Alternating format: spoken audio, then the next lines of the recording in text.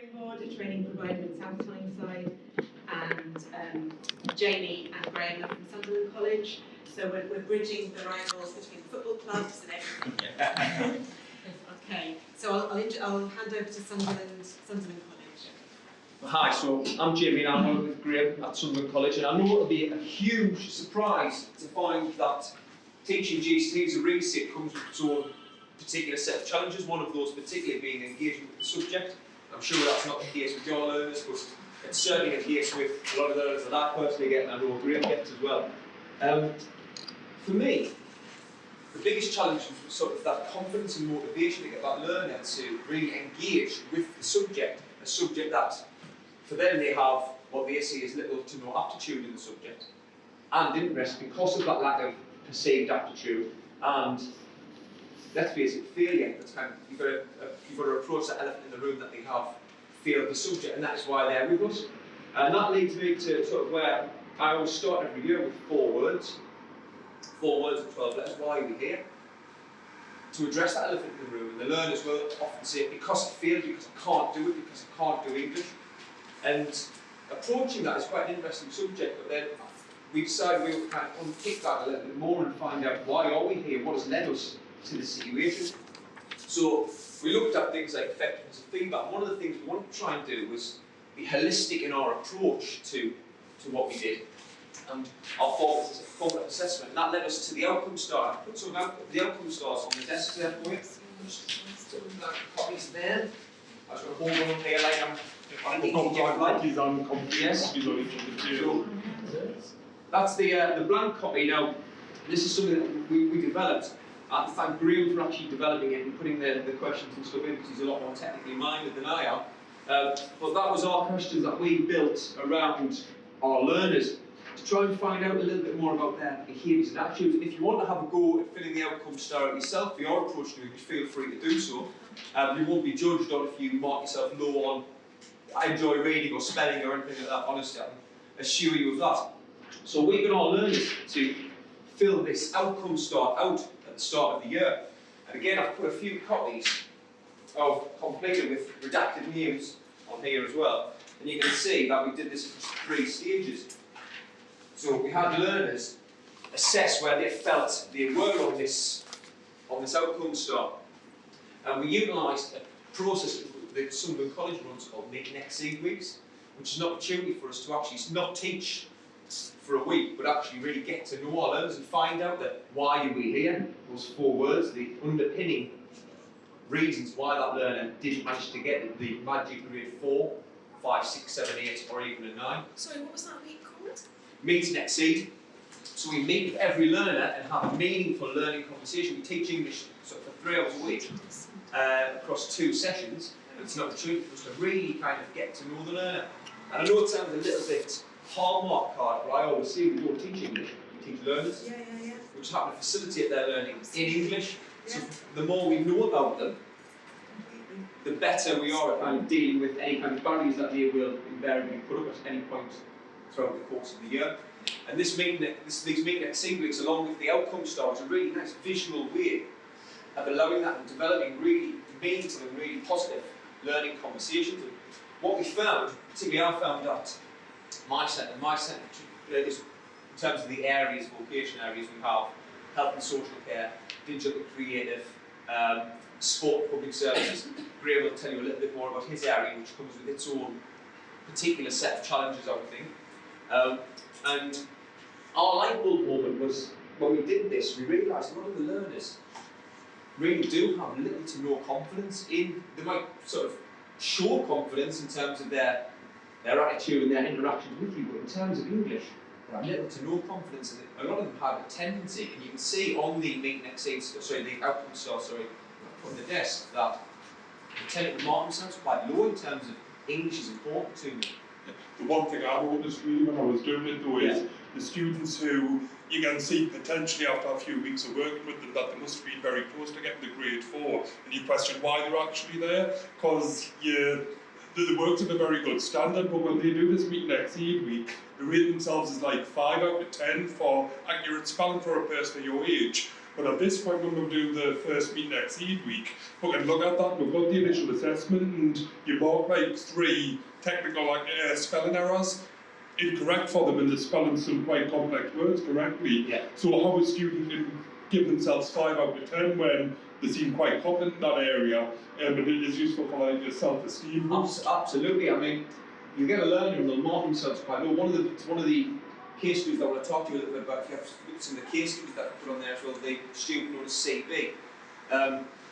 Her confidence level was incredibly low when she started in terms of reading aloud. She marked herself, I believe it was a 4 or a 5 out of 10 for reading aloud. I kind of wanted to unpick a little bit more about this. And this learner, I asked her, what was the issue with English for you at school? So, to be honest with you, as a teacher, just ignored me at school. I didn't have a voice in the class. I didn't get a chance to speak. So, what I want to try and do in my sessions with myself and Graham as well and the rest of the team, we allowed discussion time to try and engender these really meaningful discussions, not just in Meet and Exceed, but in actual lessons as well. And within 4 weeks, that learner was volunteering at the start of the session to read aloud, reading full sources out aloud. And it was just wonderful to see. And I asked her, I said, look, basically, where has this newfound confidence come from? So because we all kind of get on and we know each other now in the class because of these discussions and the ability to share opinions, so I feel like we're like a family. And that was a wonderful moment for me. I mean, I'm hoping she thinks more Partridge family than Manson, but in terms of sort of that family attitude that we can sit there and have an opinion and we can disagree and we can express our opinion and really kind of get to the nub of what a source is about, but not just that, just sometimes we'll go off piste a little bit when we'll talk about kind of life in general, and those things all come through with those Meet and Exceed conversations and on the outcome start as well. One thing I would like to kind of draw your attention to is if you actually have a look at most of the learners who have marked themselves quite low on things like English is important to me, or always prepared, or get involved, or take English lessons seriously. A lot of learners will say English is important to me and rate themselves a 4, yet their attendance is 100%, with 100% punctuality. They do every piece of work that I ask them to do. And when you actually speak to the learner and say, look, you've attended every lesson. Oh yeah, why? Because I want to pass English. You can mark yourself as a 4 for important. Do you not think it's more important to you? And just seeing that kind of increasing behaviour and attitude on the outcome start, it's such a motivator for the learners, and it's proven really, really popular. Another case study that worked really well for me was a learner who said didn't enjoy reading.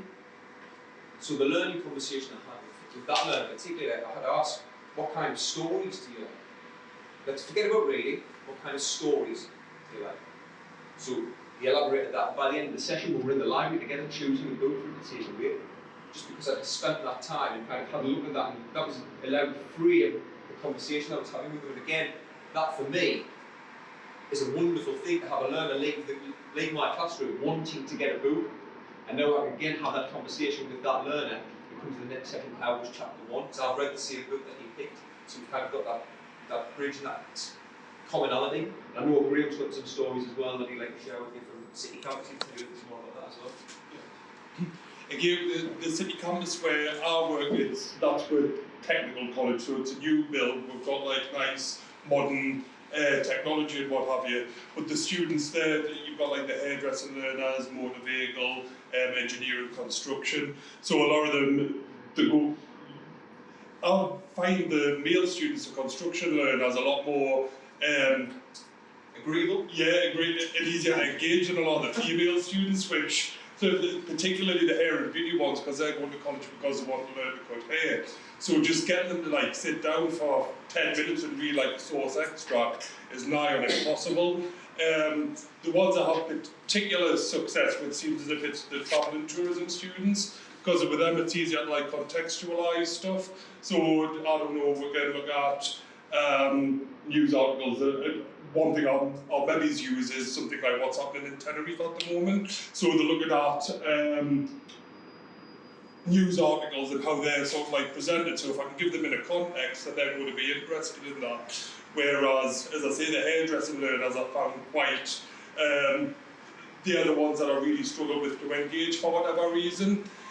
when we've done things like the outcome star, what I have noticed is the students who, as I mentioned when I spoke earlier, they are the ones who are performing really well, completely undersell themselves. I think they've got weak spelling for a person their age. They don't enjoy creative writing, yet they'll produce 2 pages of good quality stuff when it comes to doing mocks and initial assessments. The thing that I've, so when we have the meeting next 8 weeks with those students, it is really good to be able to talk them up and show them that maybe they're better than what they give themselves credit for. I think a lot of, myself and Graham were having this discussion last night as well, I think we'll find that a lot of the learners that we deal with, and I'm sure you deal with as well, unfortunately, a lot of them won't have had meaningful conversations about academia, about how they get on during the day. So it's not as if perhaps they're not interested, perhaps people just don't have the time, and just spending that time with them, you'll see some of the students will really blossom in terms of belief, and if that's the least we can do, then I think we're doing quite a good job as educators and as kind of sort of inspirational others for these learners not here. One of the good things that we've had is we've started doing these professional industry days where we're going to various employers in the North East, and that was really useful as well because, well, we got it from the horse's mouth, so to speak, that if they're taking on apprentice, there's a company called Gen 2 in Sunderland, some of you might be familiar with it, it's like the housing company, but they take on various apprentices, but it's a prerequisite to that you have a grade 4 in English and Maths. So it were great for us in January because you've got students who they rarely hit second year sometimes in some of the classes, but to be able to say that I've been out to Gen 2 that took on 30 apprentices last year, that 1,000 applicants, if you can prove to them and you show them some sort of like job specifications that clearly state you must have your 4 in English and Maths, then that's kind of like gives some of them, well, a bit of a jump start, I think, because they realise that they do have to have it. Yeah. The other thing the Outcome Star has been good at is we've talked quite a bit about talking students up who are low in confidence. But there's the other side to that as well, so I've got some students who will come to lessons, barely put pen to paper, you can tell they're not reading the source materials, yet they'll give themselves 9 out of 10 for I take English serious, when you can present them with mock papers and stuff like that, and stuff that they've done. So manage expectation. Yeah, and just be, so it's not to kind of like knock them down, but you kind of have like quite a constructive discussion with the students to try and find some common ground. Yeah, and as I say, I think it has worked well for that. Obviously, when you learn, you can change the wording around as well. Yeah. So, can I just clarify this? The Meet and Exceed, is that just for the project? No, it's a cross-college initiative. It's a cross-college thing. It's a cross-college initiative where all lessons are on a sort of a week hiatus. We do it 3 times a year. So it really kind of allows us to get to know our learners a little bit more. We, in the English department, this just really helped to kind of shape and make those Meet and Exceeds meaningful. So I'm very much, if I want to do it, I have to do it properly. I'm not going to just sit there and, would you have tea last night? I want to kind of really get to know about that learner, and this is a really good opportunity to do that. And as I see, you can adapt the wording around here to really. So how often do you visit the STAR with the students? So we've done it 3 times, but effectively, I mean, I can pull this out of their folders at any time and say, look, this is where we're at. And if for example, the animal learner's attendance has dropped off, look, you marked yourself and I marked you here, but over the last few weeks you've dropped. So this is ongoing. Right. We revisit it in the Meet and Exceeds and throw out some kind of feedbacks that we do, but like some feedback after assessments and stuff. But really, it's and what's your attitude towards it? Do you have? They're really positive. Are they? Really, so they don't say this is a bit like primary school. No, they've been really positive. It's just I've seen a lot of them kind of really visibly big when you mark it higher than they've marked themselves, and it's quite surprising what a bit of a red felt tip pen moving someone up a scale of 2 or 3 points can really do. And I must say, from a behaviour and attitudes, I've never really had any kind of major issues with learners this year in terms of disengagement. Everybody's been really quite engaging myself. You could even like create these for the different skills that Possibly, are yeah, the soft skills embedded and in, stuff, yeah, like in your GCSE English, you know, when you're looking at particular skills, you could create a staff for that skill. Absolutely. And really focusing on them individual needs as well. It's really As the user bigger friendly. picture, like, I really like it. Yeah, it's really user friendly. Great. Yep. Thank you very much. Right, thanks very much. Thank you.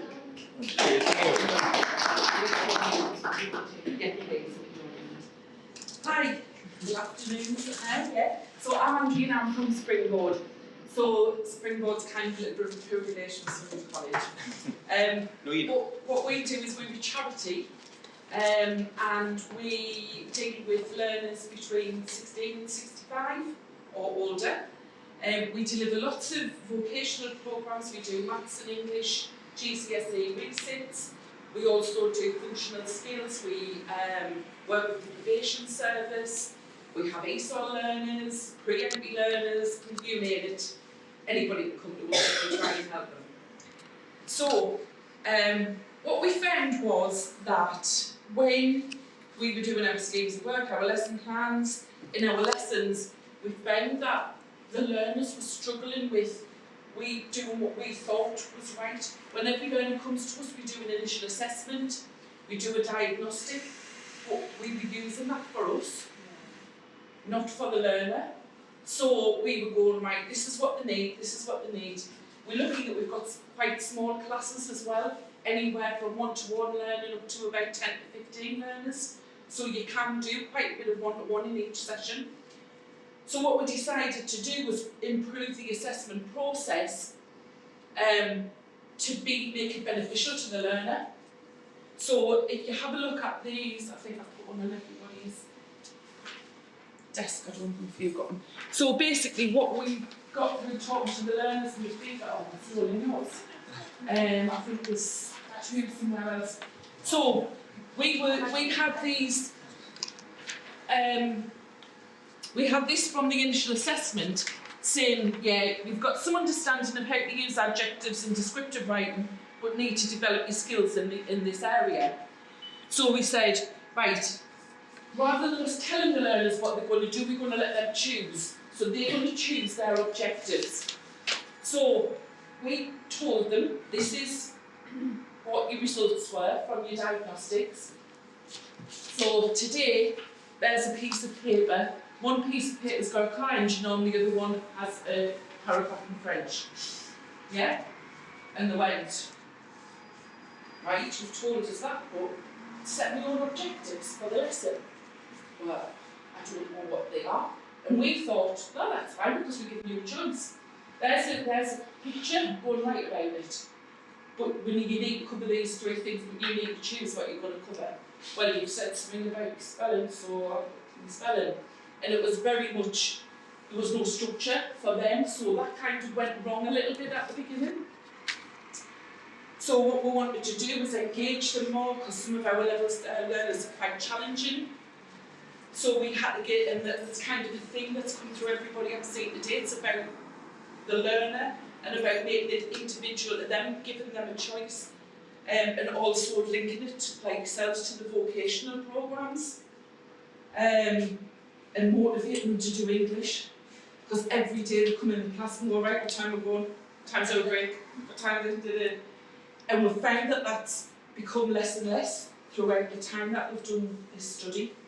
What we have found, though, the positives, we've got a better collaboration with the vocational staff, because it tended to be, like, I think another thing, vocational staff teach them warehousing, English teaches them English. So making them both relevant and coming together, and kind of the warehouse tutor teaching the English tutors about warehousing, and the English tutors teaching the warehouse tutor about English. So that we can do collaborative projects for the learners to work on, and that helps them see what relevance it has to their real life, because they want to do jobs in this area. Me personally, so that was kind of the GCSE, Jamie, who couldn't be here today, he worked predominantly with the GCSE. I worked very closely with the probation service. So again, that was another day. Lovely, don't get us wrong, lovely, lovely people. But no relevance. It was part of their probation order to learn English. So you're walking in all dead, like, yes, lovely group, I've got all my resources, everything. Right, you're going to learn English today. Don't want to learn English, it means nothing to me. So, well, no, because it's really good and I'm all enthusiastic. Not interested. They were saying, I've got a criminal record, what's an English qualification going to do for me? Nobody's going to give me a job because I've got a criminal record. So we turned it round with them, and I don't want a piece of paper telling us I've got English functional skills level 1, level 2. So we turned it round and made it, although we know that exam results are important and it's important to get to your end goal, we stopped making it about a test at the end. Yeah. We started making it about what can they write about, what can they do, and we found that rather than me standing telling them about nouns, verbs, adjectives, this compound sentences and all this, that and the other, making it relevant to their real lives. How do you apply for a job? How do you sell yourself? Stop talking about your criminal record and you're speaking and listening, practicing your interviews. Focus on what you can do and what your positives are. Sell yourself in that way, and maybe, unless it's a job that specifically requires DBS, then they might just give you a go.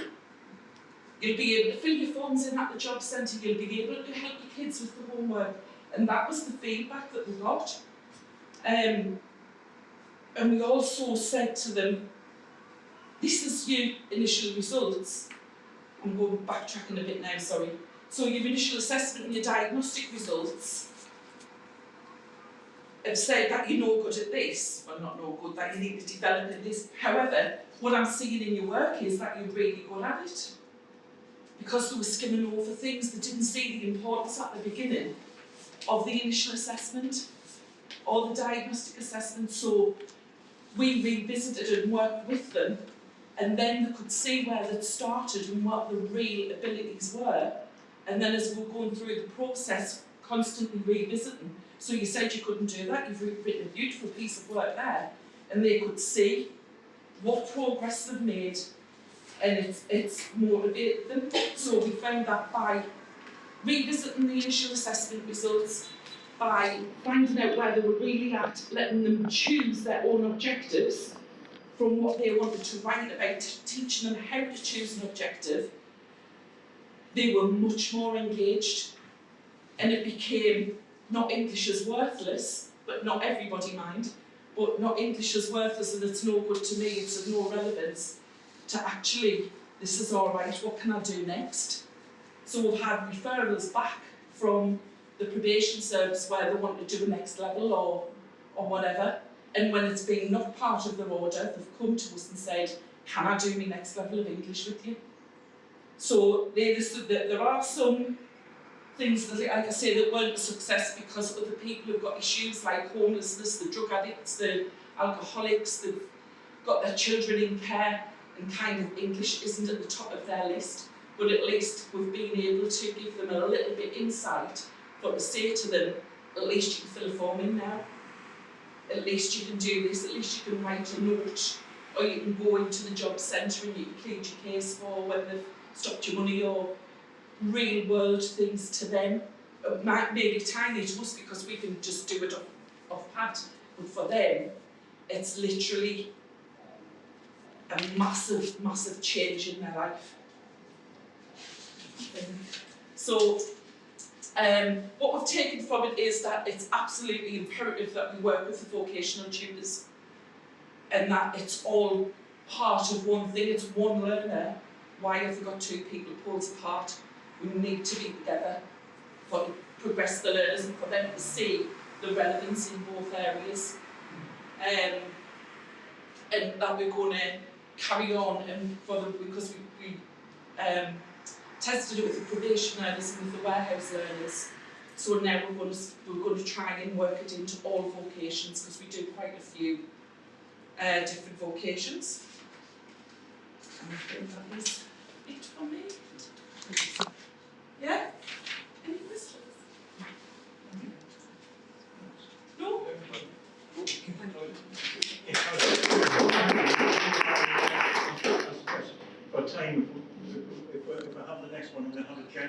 Yeah, absolutely, if that's okay.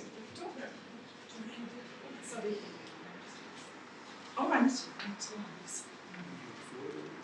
Thank you. So we're working across quite different contexts. I teach ESOL. Does anyone else in here teach ESOL learners or entry-level literacy learners? So I work in a big FE college, and we have a lot of adult provision, a lot of adult ESOL provision. And the main issue we have is that what they're asked to do in the exams is this: write 2 sentences about things you like to do, 2 sentences about things you can make, which is no communicative purpose, no clear audience, and not something they can engage with. Whereas complaining about a bus service in Newcastle is something people really want to talk and write about. So I think our main issue was this lack of communicative purpose, and why, just because you're an entry-level language learner, should you be reduced to writing 2 sentences about something you do or make. Another issue is that we felt that learners had really rich literacy practices, so ranging from being able to track passports and visas online, to doing online shopping, to posting on Facebook, WhatsApp, Twitter, in their expert language, primarily not in English, but we felt that would be nice to draw on some of the practices they're already using. And I guess the final issue was this paper-based obsession with ESOL, which we can understand because learners need to improve handwriting, but actually they need and want to work online as well, so we were trying to see what we could do to sort of address those issues. So what we looked at first, we thought we've got a lot of expertise in the team, we've got really experienced tutors, and we've also got instructors who work alongside tutors, and these are often qualified teachers, and they really have a lot of experience with learners as well. So we did some focus groups with tutors, and it was really interesting, although we couldn't get any sort of definite conclusions into how you develop entry-level writing in a communicative way. But there were lots of really good ideas, such as making things local, making things relevant. There was a variety of opinion on developing IT skills with entry-level learners. Some tutors said it's a separate issue, and actually we need to, developing IT and literacy is separate, and felt that handwriting is the key. The learners said computer writing, I want this more over paper writing. So from the learners, the message perhaps was a bit more towards online. But what really came across in the focus groups with learners is how much they were able to talk about their learning, even at an entry level. They were sort of identifying certain words they couldn't spell, so they were quite sophisticated conversations. I mean, perhaps not quite like the outcome star situations, but definitely a lot of talking going along in Arabic, in Farsi and in English, and we used high-level learners to sort of help do the focus groups. So following that, we decided to just focus on something that we thought would be quite simple, an email exchange between 2 entry 1 level classes. So I work with a colleague and he has an entry 1 class just after mine, and we had them in the computer lab and we paired them up using their student emails for safeguarding so that no personal details were given initially. Any ideas what you think were the challenges of doing an email exchange with entry 1 learners? We didn't do anything to prepare them for this necessarily. Just plunged them, put them in front of a computer. I'd imagine digital literacies and Yes. just constructing an email actually understand. Yeah. It was huge. I mean, we really fell down. We had 3 members of staff, and by the end, everybody was very red. Even the concept of setting people up to email someone you don't know, which had pictures of the classes, but that didn't seem to come across. So yeah, we really did fall down.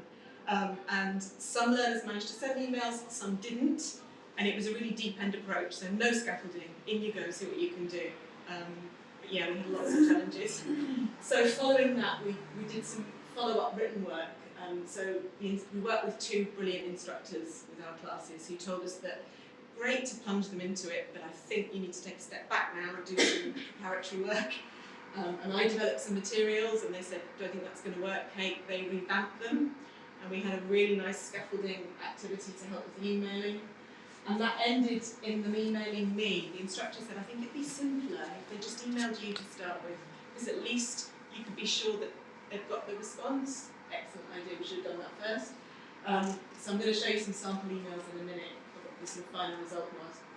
And then the last thing we did was we used Padlet with the group, and that was because we stole it from another college, I think it was South Derbyshire College, that our mentor Andy put us in contact with.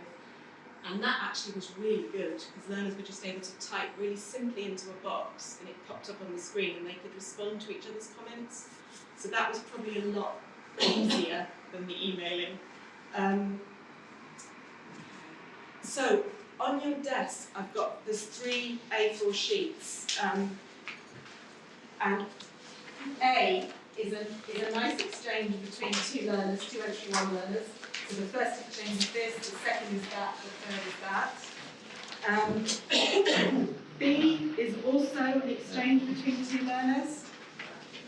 And C is an example of, this is a case study of a learner who's on the Syrian vulnerable person resettlement scheme, so she's coming with a lot of additional needs. And this is an example of what she did initially, some scaffolding from our brilliant instructors, and her final email to me. So I guess maybe take a couple of minutes, anything that interests you or surprises you about any of those exchanges. Thank you for looking at those. Just briefly, sorry, I don't know your name.